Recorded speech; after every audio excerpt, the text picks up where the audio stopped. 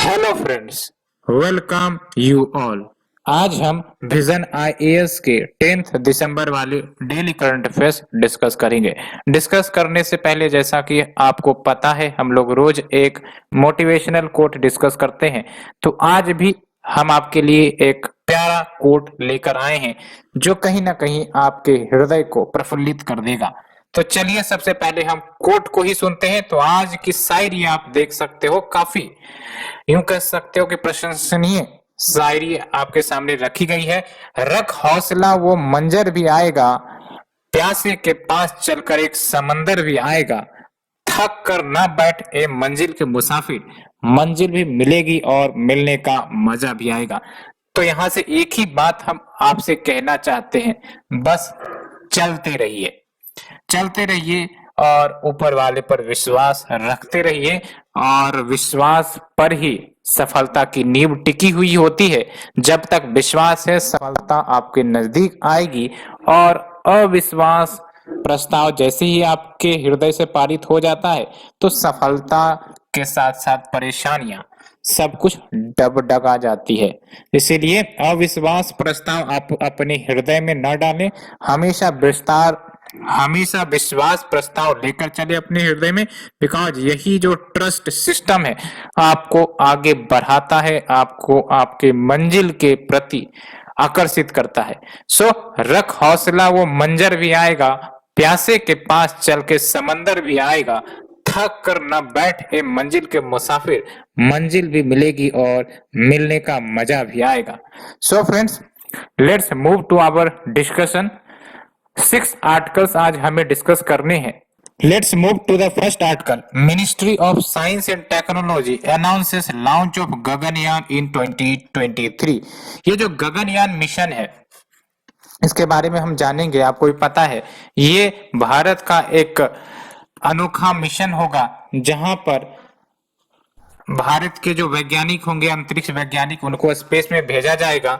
और ये भारत के खुद के द्वारा बनाई गई स्पेस व्हीकल के द्वारा भेजा जाएगा। तो सबसे पहले हम सिलेबस को ध्यान में देखते हैं। देख सकते हो, achievement of Indians in science and technology, indigenisation of technology and developing new technology. ठीक है, तो जो इंडिया का मेडन मिशन है, ह्यूमन स्पेस मिशन, सबसे पहली बार ये 2018 में अनाउंस की गई थी और ये लॉन्च होने वाली थी वैसे 2022 में, लेकिन कोविड-19 पैंडेमिक के कारण ये डिले हो गई थी। और इसके तहत बेसिकली 3 जो है वो मिशन कैरी आउट किए जाएंगे। जो फर्स्ट एंड सेकंड है वो अनक्रूड मिशन होगा। अनक्रूड मिशन यानी कि ये जो आपका गगनयान जाएगा स्पेस में, फर्स्ट एंड सेकंड मिशन में, इसमें कोई भी क्रू मेंबर नहीं होंगे, कोई भी व्यक्ति इसमें शामिल नहीं होंगे। ये टेस्ट डेमोन्स्ट्रेशन के लिए होगा। तो जो आपका फर्स्ट अनक्रूड मिशन है गगनयान का, सेकेंड हाफ ऑफ 2022 यानी कि 2022 जून जुलाई के आसपास ये आपका लॉन्च किया जाएगा। उसके बाद सेकेंड अनक्रूड मिशन जो व्योमित्र को लेकर जाएगा। व्योमित्र आपका ह्यूमन रोबोट है बेसिकली, एंड ये व्योमित्र इसरो के ही द्वारा डेवलप किया गया था। एंड फाइनली ये जब 2 टेस्ट पास हो जाएंगे, तो फर्स्ट क्रूड गगनयान मिशन 2023 में भेजा जाएगा। तो गगनयान के बारे में बेसिक जान लेते हैं।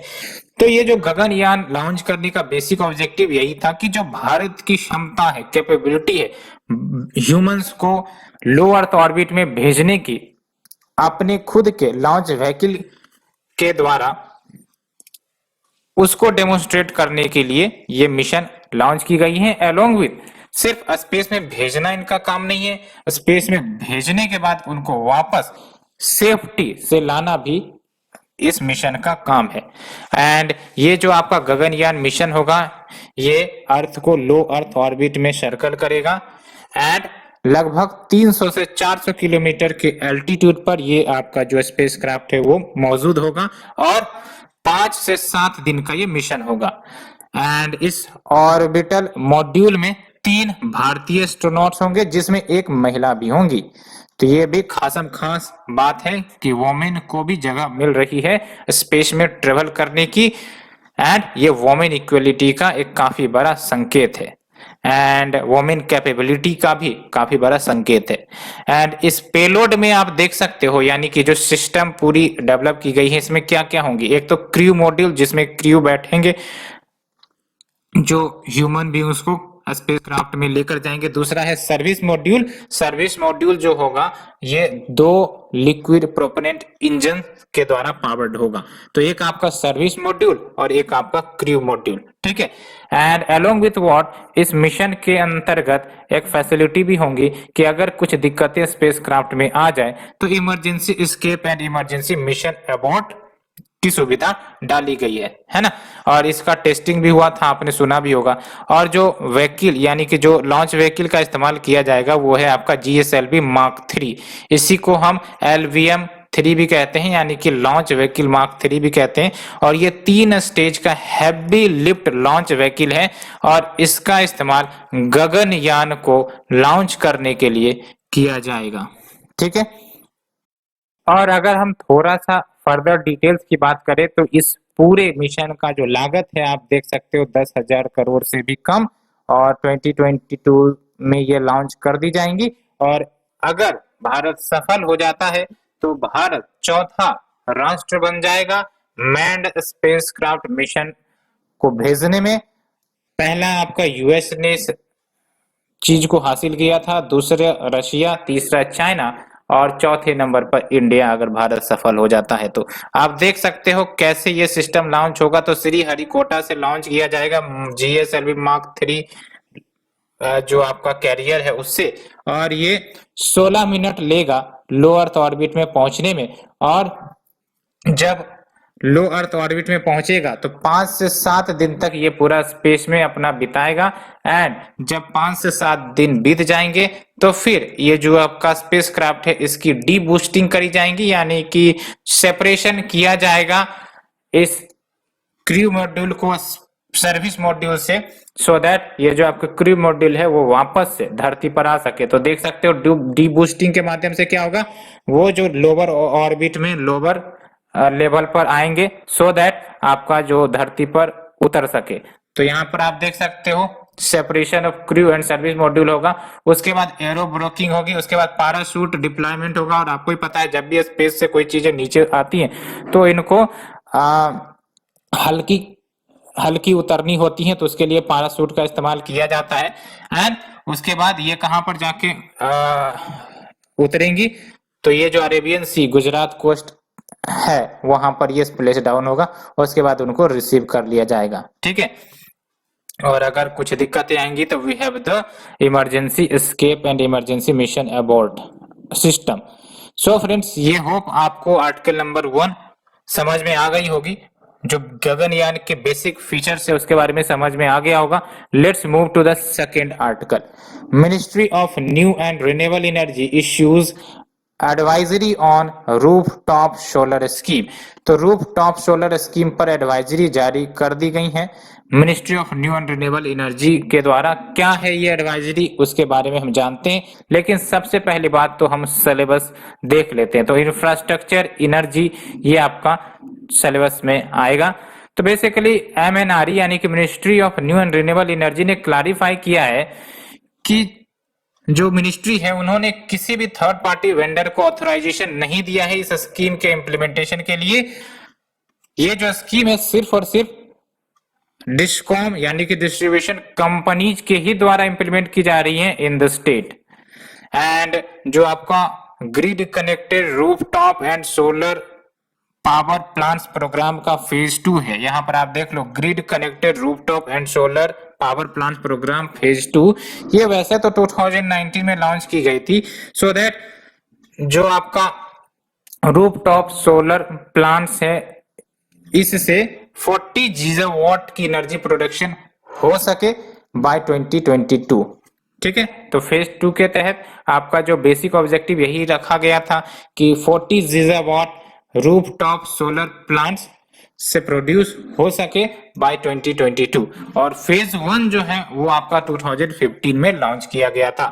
एंड ग्रिड कनेक्टेड के बारे में आप समझते हो। ग्रिड कनेक्टेड यानी कि आप जो अपने आसपास बिजली के खंभे देखते हो वो सब ग्रिड कनेक्शन के एग्जांपल है कि सबको वायर से कनेक्ट किया गया है और जो भी इलेक्ट्रिसिटी आती है वो सब उस पोल के थ्रू फ्लो होती है, वो पोल के थ्रू फ्लो होती है। उसी प्रकार से जब हम रूफ टॉप सोलर वाला जो सिस्टम है उसको ग्रिड से कनेक्ट कर देंगे तो क्या होगा कि जो भी जो सोलर पैनल से घर में एनर्जी प्रोड्यूस हो रही होगी हमारे हाउस होल्ड यूटिलाइजेशन के बाद उसको उस ग्रिड में ट्रांसफर किया जा सकता है और उससे हम लोग पैसे भी अर्न कर सकते हैं। इसका सिंपल एग्जांपल लेट्स से कि एक घर है, यहाँ पर आप देख लो एक घर है और वहां सोलर पैनल लगाई गई। अब वहां से तो एनर्जी प्रोड्यूस हुई, अब उस एनर्जी का इस्तेमाल हम अपने डोमेस्टिक अप्लायंसेस के लिए करेंगे। ठीक है, लेट्स से कि 100 यूनिट प्रोड्यूस हुई और 100 यूनिट में से हम लोग सिर्फ और सिर्फ 50 यूनिट अपने घर के लिए इस्तेमाल करते हैं, बाकी 50 यूनिट बच जाती है। तो 50 यूनिट बच गई तो इस 50 यूनिट का करेंगे क्या, तो इस 50 यूनिट को हम बेच देंगे। कहाँ बेच देंगे, ग्रिड में बेच देंगे, है ना। यानी कि जो हमारे सटे पोल होंगे उसमें एनर्जी ट्रांसफर कर दी जाएगी और 50 यूनिट का पैसा हमें मिल जाएगा। तो ये हुआ ग्रिड कनेक्टिविटी प्रोग्राम, है ना। क्या की ऑब्जेक्टिव है इसके, तो पहली बात तो grid connected rooftop solar system को प्रमोट किया जाए। जो भी आपके रेसिडेंशियल हाउस होल्ड हो या फिर इंस्टीट्यूशंस ही क्यों ना हो, सोशल, गवर्नमेंट, कमर्शियल, इंडस्ट्रियल, ये सब जगह पर आपका grid connected rooftop solar plant promote किया जाए। यानी कि आपके घर हो सकते हैं या फिर कोई स्कूल हो सकता है या फिर आपका कोई गवर्नमेंट ऑफिसेस हो सकती है, हर जगह पर जहां पर भी ये रूफटॉप सोलर प्लांट लगे वहां से ग्रिड कनेक्टिविटी प्रोवाइड कर दी जाए। एंड दूसरी की फीचर क्या है, जो आपके डिस्कॉम्स है यानी कि डिस्ट्रीब्यूशन कंपनीज, उसको आगे लाया जाए, उसको राउंड ये जो आपका रूफटॉप सोलर स्कीम है इस प्रोग्राम को जल्दी जल्दी डिप्लॉय करने के लिए डिस्कॉम्स को आगे लाया जाए। ठीक है, एंड एडवांटेज क्या होगा, तो एडवांटेज यही कि जो ट्रांसमिशन और डिस्ट्रीब्यूशन लॉसेस हो सकते थे उसमें सेविंग होगी। कैसे हो सेविंग होगी, लेट्स से कि कोई एक एरिया है, लेट्स से गुजरात में बहुत बड़ा सोलर पावर पार्क बना हुआ है और वहां इलेक्ट्रिसिटी प्रोड्यूस हो रही है सोलर पैनल से, लेकिन अगर उसको कहीं दूसरे जगह सेंड करना है तो उसके लिए तार लगेंगे तो उसमें आपका एनर्जी लॉस होता है जैसे नॉर्मल आपका वायर ट्रांसमिशन में होता है। लेकिन यही अगर हम हर घर को ग्रिड कनेक्टिविटी से प्रमोट कर दे, जोड़ दे, तो इसका मतलब क्या होगा कि ट्रांसमिशन कॉस्ट कम हो जाएंगे, वो जो लॉस ऑफ एनर्जी है वो तो कम होगा ही होगा, साथ ही साथ ट्रांसमिशन कॉस्ट भी कम होगा। तो ये एक एडवांटेज है। तो saving in transmission and distribution losses and additional land की जरूरत नहीं पड़ेगी। जो गवर्नमेंट ऑफिसेस हैं, जो रेसिडेंशियल हाउसेस हैं, वहीं पर आपका ये रूफटॉप प्लांट एस्टेब्लिश कर दिया जा सकता है। And along with what, local employment generation, यानी कि लोकल एम्प्लॉयमेंट जनरेशन भी होंगी।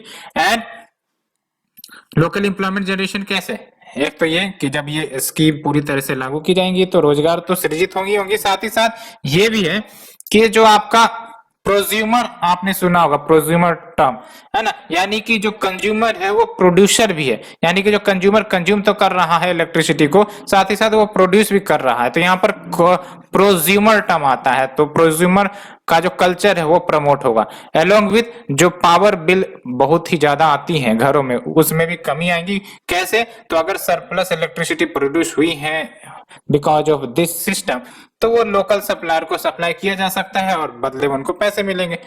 अन्य क्या स्टेप लिए गए हैं पब्लिक पार्टिसिपेशन को बढ़ाने के लिए इन द आरटीएस स्कीम, यानी कि रूफटॉप सोलर स्कीम। तो पहली बात तो central financial assistance for residential sector, यानी कि रेसिडेंशियल सेक्टर को सेंट्रल फाइनेंशियल असिस्टेंस यानी कि पैसे से मदद की जाती है।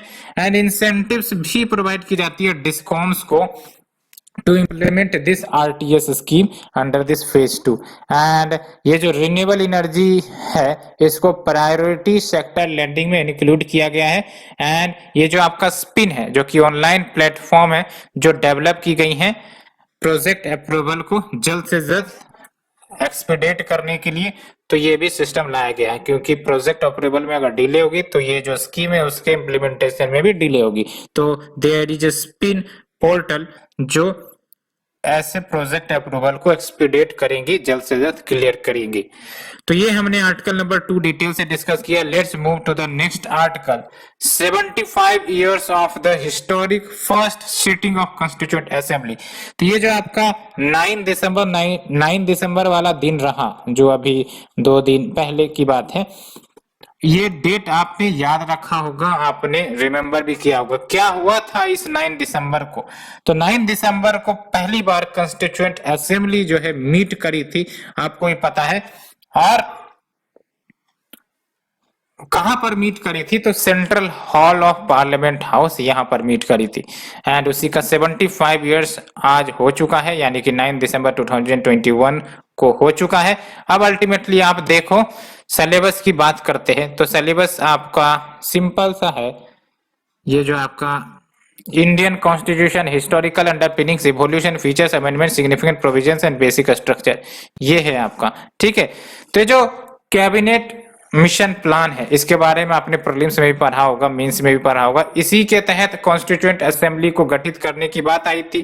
ठीक है, और ये जो कैबिनेट मिशन प्लान थे, इसमें 3 सदस्य थे। एक तो आपका Patrick Lawrence, sir Stafford Cripps, AV Alexander, ये 3 व्यक्ति थे।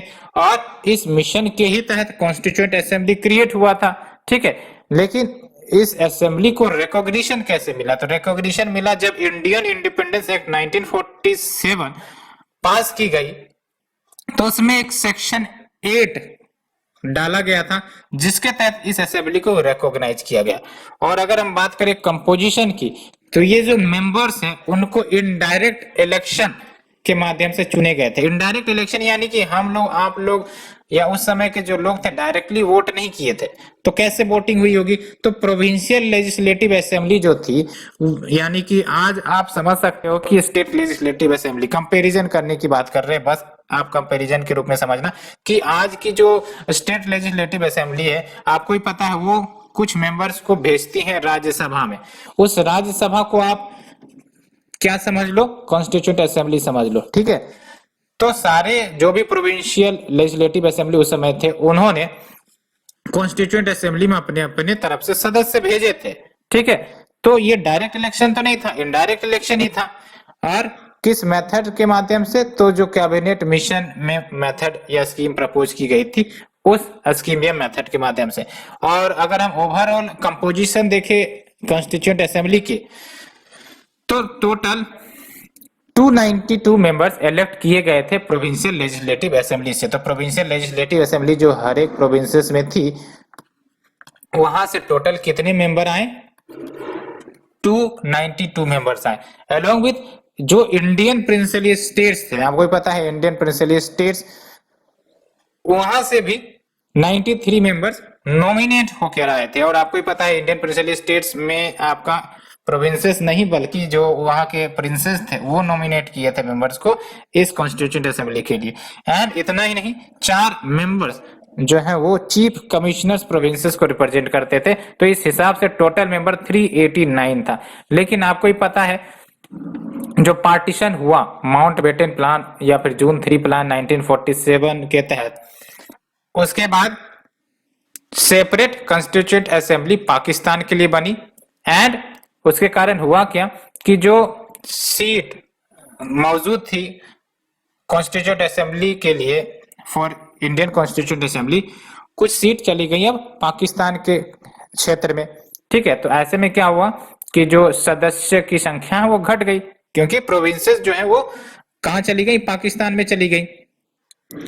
दैट्स व्हाई जो आपका मेंबरशिप है असेंबली का, वो 389 से घटकर 299 आ गया, क्योंकि जो बचे हुए आपके मेंबर्स थे वो पाकिस्तान वाले क्षेत्र में चले गए। तो ये हमने बेसिक डिटेल डिस्कस किया constituent assembly and cabinet mission plan का। Let's move to the next article. Parliamentary panel flags poor fund utilisation in Beti Bachao Beti Padhao scheme. तो आपको ही पता है, ये जो flagship scheme government of India की बेटी पढ़ाओ बेटी बचाओ स्कीम वाली, उसमें कुछ कमियां निकल कर आ रही है। अंडर यूटिलाइजेशन ऑफ फंड एक मेजर इश्यू है। तो सबसे पहले बात हम सिलेबस देखते हैं। तो ये जो सिलेबस है आपका, ये welfare schemes for vulnerable section of the population by the centre states and the performance of these scheme. ठीक है, तो देख सकते हो ये जो आपका फाइंडिंग निकल कर आई है, फाइंडिंग किसने निकाली है? तो पार्लियामेंट्री पैनल ने ये फाइंडिंग निकाली है। ये basically empowerment of women through education with special reference to BPS यानी कि बेटी बचाओ बेटी पढ़ाओ प्रोग्राम के रिपोर्ट में ये बातें कही गई हैं, जो हाल ही में लोकसभा में टेबल करी गई थी। तो ये जो आपका बेटी बचाओ बेटी पढ़ाओ स्कीम है 2014-15 यानी कि जब आपका फर्स्ट टर्म था इस एनडीए गवर्नमेंट की, तभी ये लॉन्च की गई थी। और सबसे इंपॉर्टेंट बात ये कि ये ट्राई मिनिस्ट्रियल कन्वर्जेंट एफर्ट यानी कि 3 मिनिस्ट्री का कंबाइंड एफर्ट इसमें देखने को मिला, जिसमें आपका एक तरफ ministry of women and child development, दूसरी तरफ ministry of health and family welfare, तीसरी तरफ मिनिस्ट्री ऑफ एजुकेशन, इन तीनों को एक साथ कोऑर्डिनेटेड वे में क्या काम करना था, जो चाइल्ड सेक्स रेशियो डिक्लाइन हो रही थी उस इश्यू को एड्रेस करना था। एंड लेकिन कुछ इश्यूज हैं इस स्कीम की। पहली बात तो ये कि ये जो स्कीम लाई तो गई है, लेकिन कोई भी इंडिविजुअल कैश इंसेंटिव यानी कि किसी जो महिलाएं हैं या फिर कोई हाउस होल्ड है उसको इंडिविजुअल बेसिस पे कैश इंसेंटिव नहीं देता है। इसलिए ये बात याद रखनी है, it is not a direct benefit transfer scheme की कुछ पैसे हमने दे दिए बच्चों के शिक्षा के लिए या फिर उनके स्वास्थ्य के लिए, तो ऐसा कुछ भी नहीं है। ये बेसिकली कैंपेन है एक प्रकार से। एंड आप देख सकते हो जो फाइनेंशियल ईयर 2016 से 17 के बाद से ministry of women child and development ने ग्रांट इन एड देना वैसे तो शुरू किया था, लेकिन ग्रांट इन एड ये व्यक्ति को या इंडिविजुअल को नहीं बल्कि डिस्ट्रिक्ट कलेक्टर्स जो थे कुछ सेलेक्टेड डिस्ट्रिक्ट उनको देना शुरू किया था, सो दैट इस कैंपेन को और अच्छे तरीके से इंप्लीमेंट किया जा सके। क्या की ऑब्जर्वेशन या रिकमेंडेशन रही है? तो देख सकते हो एक तरफ आपका प्रोविजन है, एक तरफ आपका इश्यूज है, एक तरफ आपका रिकमेंडेशन है। तो अगर हम बात करें प्रोविजन की, तो जब हम बात करते हैं allocation and release of funds की, तो क्या इश्यूज निकल कर आ रही हैं?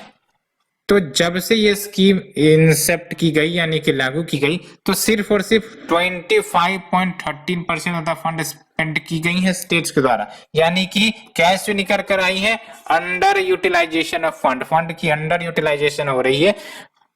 100% में से सिर्फ और सिर्फ 25% ही फंड यूटिलाइज हुई हैं। एंड जब फंड ही इतनी कम यूटिलाइज हो रही हैं, तो कैसे उम्मीद कर जा सकती हैं स्कीम के प्रॉपर इम्प्लीमेंटेशन की?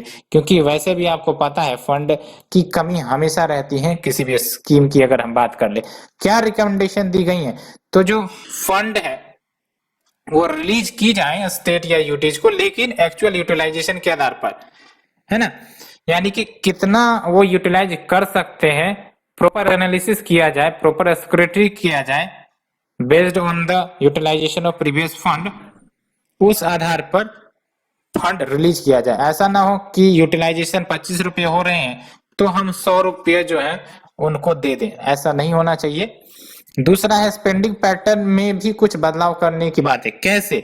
तो आप देख सकते हो लगभग 446.672 यानी कि 446.72 करोड़ रुपए रिलीज की गई थी 2016 से 2019 के पीरियड में। एंड 78.91% जो मनी है इस 446.72 की, ये सिर्फ और सिर्फ मीडिया के एडवोकेसी के लिए खर्च की गई। किसके लिए? मीडिया के एडवोकेसी के लिए। तो क्या किया जाना चाहिए कि भाई साहब मीडिया के ऊपर प्रचार प्रसार कम और एजुकेशन एंड हेल्थ पर फोकस ज्यादा होना चाहिए, एडवर्टाइजमेंट पर फोकस कम होना चाहिए। हाँ ठीक है, अवेयरनेस क्रिएट करना एक अच्छी बात है, एडवर्टाइजमेंट क्रिएट करना अच्छी बात है, लेकिन इतना शेयर अगर हम सिर्फ और सिर्फ एडवर्टाइजमेंट पर देंगे तो फिर जो आउटकम आनी चाहिए, स्ट्रक्चरल आउटकम जिसको हम कहते हैं, वो नहीं आ पाएंगी। अदर रिकमेंडेशंस क्या है? तो अदर रिकमेंडेशन में ये बोली गई कि जो भी राज्य बेस्ट परफॉर्म कर रहे हैं उनके बेस्ट प्रैक्टिसेस को अडॉप्ट करना चाहिए किसी भी डिस्ट्रिक्ट या स्टेट्स को जहां पर चाइल्ड सेक्स रेशियो कंपैरेटिवली लो है। एंड कम्युनिटी मोबिलाइजेशन या फिर कम्युनिटी पार्टिसिपेशन को बढ़ाने की जरूरत है, सेल्फ हेल्प ग्रुप की मदद से, प्राइवेट पार्टिसिपेशन की मदद से, एनजीओज की मदद से। अलोंग विथ व्हाट कि जो बच्चियां स्कूल छोड़ दी हैं because of the covid pandemic, उनको री एनरोलमेंट करवाया जाए, एंड एक बार वो री एनरोलमेंट कर गई तो इनको रिटेन किया जाए, एंड अटेंडेंस ट्रैकिंग भी की जाए गर्ल्स की स्कूल में। तो ये कुछ हमने बेसिक जाना। Let's move to the next article. India to have 9 nuclear reactor by 2024, यानी कि एनर्जी सिक्योरिटी की दिशा में भारत एक बहुत ही विशाल कदम लेने को आगे बढ़ रहा है। बिकॉज आपको भी पता है इंडिया एक एनर्जी डेफिसिट कंट्री है, और भारत की जो एनर्जी डिमांड है आने वाले समय में वो बढ़ने ही वाली है। तो ऐसे में भारत को आगे बढ़ चढ़ कर एनर्जी सिक्योरिटी हासिल करनी पड़ेगी, और ये काफी अच्छा कदम है। तो सबसे पहली बात तो हम सिलेबस की तरफ ध्यान देते हैं। तो सिलेबस की अगर हम बात करें तो यहाँ पर आप देख सकते हो, ये आपका कहा गया, हाँ, इंफ्रास्ट्रक्चर एनर्जी, इसमें आपका न्यूक्लियर एनर्जी टॉपिक आ जाएगा। तो 12 मोर न्यूक्लियर पावर रिएक्टर्स इसको अकॉर्ड कर दी गई है, एडमिनिस्ट्रेटिव अप्रूवल दे दिया गया है, और इसको फाइनेंशियल सैंक्शन भी दे दिया गया है। ठीक है, तो अगर हम बात करें प्रेजेंट स्ट्रेंथ की, तो अभी भारत के पास 22 रिएक्टर्स हैं, एंड टोटल कैपेसिटी आप देख सकते हो 6780 यानी कि 6780 मेगावाट की ही है। तो बहुत ही कम यूं कह सकते हो कि भारत की न्यूक्लियर एनर्जी कैपेसिटी है। एंड न्यूक्लियर रिएक्टर कैसे एनर्जी प्रोड्यूस करते हैं, तो आपने सुना होगा न्यूक्लियर फिजन के बारे में। न्यूक्लियर फिजन में क्या होता है कि लेट्स से कि एक एटम है जो काफी ज्यादा अनस्टेबल है, लेट्स से हमने ले लिया यूरेनियम को, और ये जो यूरेनियम है काफी ज्यादा अनस्टेबल होती है, तो ये क्या करती है, टूटना चाहती है। तो जब हम एक वेल मैकेनाइज्ड सिस्टम के माध्यम से इस यूरेनियम का या फिर अदर रेडियो एक्टिव एलिमेंट का डिग्रेडेशन यानी कि टूटना होता है, जब ये टूटते हैं तो टूटने के दौरान जो एक न्यूक्लियाई है more than one smaller nuclei में टूट जाते हैं, और इस टूटने के ही दौरान एनर्जी रिलीज होती है, और इस एनर्जी को एब्जॉर्ब करवा लिया जाता है, और इससे आपका एनर्जी प्रोड्यूस हो जाती है। तो न्यूक्लियर फिजन में आपका न्यूक्लियस जो है एटम का जो अनस्टेबल है वो स्प्लिट होती है 2 या फिर मोर देन 2 स्मॉलर न्यूक्लियाई में, और उसके साथ साथ एनर्जी भी रिलीज होती है।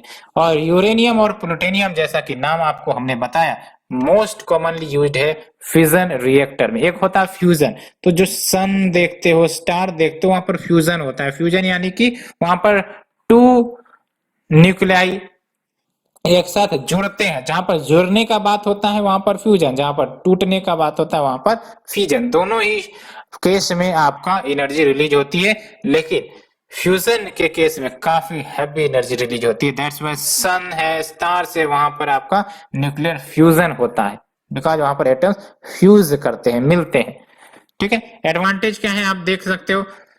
पहला एडवांटेज ये कि कोल या फिर फॉसिल फ्यूल्स की तरह ये कोई पॉल्यूटिंग गैसेस इमिट नहीं करता है। ठीक है, एंड लो फ्यूल कॉस्ट भी होती है, साथ ही साथ जो पावर स्टेशन है वो लंबे समय तक चलती है। लेकिन डिसएडवांटेज सबसे बड़ा है इसका। डिसएडवांटेज ये है कि जो वेस्ट निकलेगा वो रेडियो एक्टिव होगा, और उसको सेफ डिस्पोजल करवाना बहुत ही डिफिकल्ट होता है और बहुत ही महंगा होता है। अगर किसी एनवायरमेंट में वो अनसेफ डिस्पोजल कर दिया गया तो पूरा एनवायरमेंट, वो पूरा इकोसिस्टम, वहां की पूरी बायोडाइवर्सिटी खतरनाक स्थिति में जा सकती है। और इवन अगर उन एरियाज में जहां पर कहीं ह्यूमन एक्सपोज हो जाते हैं तब तो कल्याण हो जाएगा ह्यूमंस का भी। That's why very difficult to dispose it, and cost of building and safely decommissioning are very high. यानी कि जब न्यूक्लियर रिएक्टर बनाए जाते हैं तो इनिशियल कॉस्ट भी ज्यादा लगता है, और अगर डीकमिशन करना है, उसको खत्म करना है, तो भी कॉस्ट ज्यादा लगते हैं, एंड लार्ज स्केल इंसिडेंट्स वो कैटास्ट्रोफिक हो जाता है। आप समझ सकते हैं जो एटम बम जापान के हिरोशिमा नागासाकी में गिराई गई थी तो कितना ज्यादा डिवास्टेशन लाया गया कि पीढ़ियां दर पीढ़ियां कहीं ना कहीं कुछ न कुछ एबनॉर्मलिटीज देखने को मिली थी। तो ये सब कुछ बातें होती है। एंड स्टेप्स क्या लिए गए हैं to enable the setting up of nuclear power reactors in the country. तो सबसे पहली बात तो जो भी issues civil liability for nuclear damage act को लेकर निकल के आती हैं। क्या है ये आपका civil liability for nuclear damage act? तो ये बेसिकली अगर लेट से कि कोई न्यूक्लियर प्लांट सेटअप की गई है और उसके कारण कुछ हादसा हुआ तो लायबिलिटी किसकी होगी, इस पर अच्छे तरीके से इन मैटर्स पर रिजोल्यूशन की गई है। And creation of Indian nuclear insurance pool as well.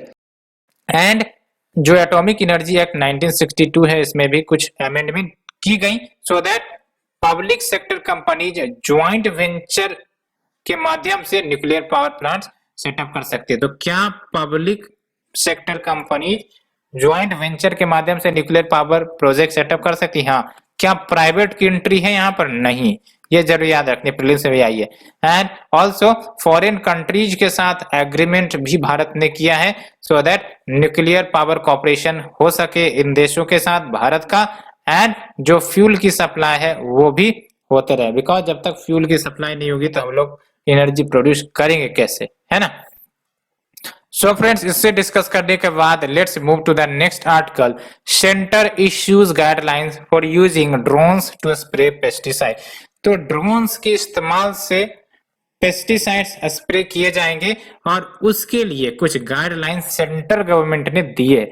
तो देख सकते हो आप, ये जो आपका है, कहाँ गया आपका डायरेक्ट टॉपिक है वैसे, e technology in the aid of pharma. And e technology की बात करें तो यहाँ पर आपका ड्रोन्स है, ठीक है। तो ये जो स्टेप ली गई हैं कि ड्रोन्स का इस्तेमाल एग्रीकल्चर सेक्टर में पेस्टिसाइड्स को स्प्रेड करने में हो, ये बेसिकली फार्मर्स का जो रिस्क है हजार्डियस केमिकल को एक्सपोज हो जाने में उसको कम करेगा। कैसे कम करेगा? बेसिकली जब ये ड्रोन्स का इस्तेमाल होगा तो फार्मर्स फिजिकली प्रेजेंट तो नहीं रहेंगे हाथ में वो पेस्टिसाइड्स को लेकर और छीटेंगे, ड्रोन सारा काम करेगा। तो कहीं ना कहीं ये बच जाएंगे उन हजार्डियस केमिकल्स से एक्सपोज होने में। साथ ही साथ दूसरी इंपॉर्टेंट बात ये है कि जो ये इंसेक्टिसाइड्स हैं इनका जुडिशियस यूजेज भी हो सकेगा क्रॉप्स में। क्या की गाइडलाइंस है? तो क्या की गाइडलाइंस यही है कि जो ऑपरेटर्स हैं वो यूनिक आइडेंटिफिकेशन नंबर उनको ऑब्टेन करना पड़ेगा and unmanned aircraft operator permit भी हासिल करना पड़ेगा। कहां से हासिल करना पड़ेगा? तो director general of civil aviation से हासिल करना पड़ेगा बिफोर एनी ऑपरेशन।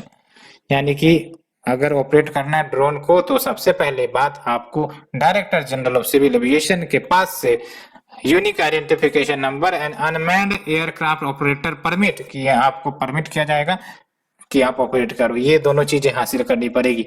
एंड इतना ही नहीं, कोई भी ऑपरेशन ड्रोन की करने से पहले यानी कि ऑपरेशन ड्रोन को ऑपरेट करने से पहले लोकल अथॉरिटीज को बतानी पड़ेगी। साथ ही साथ सारे सेफ्टी प्रिकॉशंस ये कि स्प्रे तो कर रहे हो लेकिन ये ना हो कि वाटर बॉडीज में वो सारे के सारे इंसेक्टिसाइड स्प्रे हो जाए। बफर जोन मेंटेन करना पड़ेगा between targeted and non targeted area and prior notice देनी पड़ेगी पब्लिक सबको सो दैट कोई भी डैमेज होने से रोका जा सके। तो ये सब कुछ सेफ्टी प्रिकॉशंस हैं। एंड अगर हम बात करें ड्रोन का क्या रोल देखने को मिल रहा है फार्मिंग सेक्टर में, तो ड्रोन के माध्यम से सॉइल और फील्ड की प्लानिंग कर पाने में सफलता हासिल हो रही है, क्रॉप को अच्छे से मॉनिटरिंग करने में, क्रॉप को वीड्स से प्रोटेक्ट करने में एंड पेस्ट एंड डिजीज से प्रोटेक्ट करने में एंड प्रिसीजन क्रॉप स्प्रेइंग में एंड इरिगेशन मैनेजमेंट में, लोकस्ट कंट्रोल में, for remote sensing data collection under the प्रधानमंत्री फसल बीमा योजना। तो प्रधानमंत्री फसल बीमा योजना के तहत जो आपका डाटा कलेक्ट किया जाता है जिस आधार पर क्लेम प्रोवाइड की जाएंगे फार्मर्स को अगर कुछ डैमेज हुआ तो ये आपका अच्छे तरीके से प्रोवाइड कर सकता है। तो बेनिफिट क्या होगा ड्रोन्स को यूज करने में? तो पहली बात तो जो मैन पावर की रिक्वायरमेंट है वो कम होगी। दूसरी इंपॉर्टेंट बात, जो एप्लीकेशन का टाइम है वो भी कम होगा, यानी कम समय में जो स्प्रे है वो हो जाएंगी फील्डों में, तो फार्मर्स को फिजिकली दिन भर एक्टिव नहीं रहना पड़ेगा स्प्रे छींटने में, वो दूसरे काम भी कर सकते हैं। वाटर वॉल्यूम यानी कि जो वाटर दी जाती है उसमें भी कमी आएंगी, साथ ही साथ क्वांटिटी ऑफ केमिकल्स जो है वो रेगुलेट होगा, उसका जुडिशियल यूज होगा, तो फिर जितना चाहिए उतना ही प्रोवाइड की जाएगी, एंड एफिशिएंसी एंड प्रिसीजन भी बढ़ेंगे। तो क्या चैलेंजेज है, तो चैलेंजेज आप देख सकते हो कि जो आपका रेगुलेटरी फ्रेमवर्क है to monitor the drone operations अभी भी फॉर्मुलेशन में है, यानी कि अभी धीरे धीरे विकसित हो रहा है, एंड फ्लाइट टाइम भी लिमिटेड है, लिमिटेड रेंज भी है, स्मॉलर फार्म होल्डिंग वाला इलाका है, तो वहां पर कुछ चैलेंजेस निकल कर आते हैं। तो पहली बात तो क्या चैलेंजेस हो गई आपकी रेगुलेटरी फ्रेमवर्क की, जो ड्रोन ऑपरेशन को मॉनिटरिंग करने के लिए जो भी फ्रेमवर्क बनाई जा रही है वो अभी विकसित हो रही है धीरे धीरे, है ना। एंड फ्लाइट टाइम लिमिटेड है, लिमिटेड रेंज में आपका ड्रोन ऑपरेट होगा, साथ ही साथ जो फार्म होल्डिंग से भारत की बहुत ही ज्यादा स्मॉलर है, एंड दैट्स वाई ड्रोन का उपयोग लार्ज लेवल पर करना मुश्किल हो जाता है फार्मर्स के लिए। सो फ्रेंड्स, ये हमने आर्टिकल डिस्कस किया completely, and thank you friends, thank you very much for today's discussion.